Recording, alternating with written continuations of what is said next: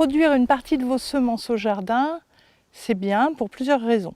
Déjà, les semences que vous aurez reproduites dans votre jardin, au fil des années, vont s'adapter petit à petit à votre terroir, à votre microclimat, et ainsi elles seront plus résistantes à la sécheresse, aux maladies et aux ravageurs.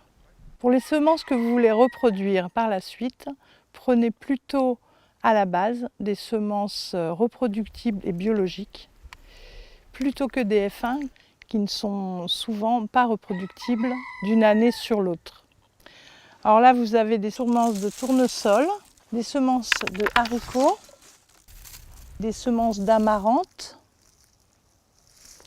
Ici, vous avez des semences d'aroche et ici, vous avez des semences de follavoine pour les engrais verts. Pour récolter vos semences, il faut attendre qu'elles soient bien mûres. Ensuite, vous dépiotez vos semences et vous les laissez sécher totalement avant de les stocker dans des boîtes ou des sacs hermétiques. Il y a différentes manières de dépioter vos semences. Ça peut être à la main, comme ça. Ça peut être aussi en les battant, comme ça. Pour les céréales, vous pouvez séparer le grain de la balle grâce au vent au-dessus d'un saladier.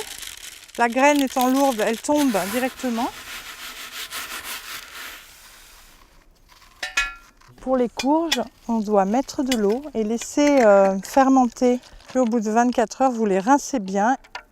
Vous les tamisez. Vous les égouttez.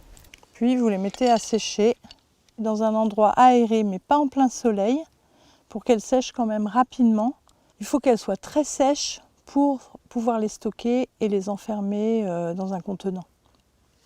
Reproduire ses propres semences, c'est aussi une possibilité de se mettre en lien pour partager des semences avec d'autres jardiniers et donc d'entrer dans un réseau de jardiniers amateurs, d'échanger, de discuter, de rencontrer des gens.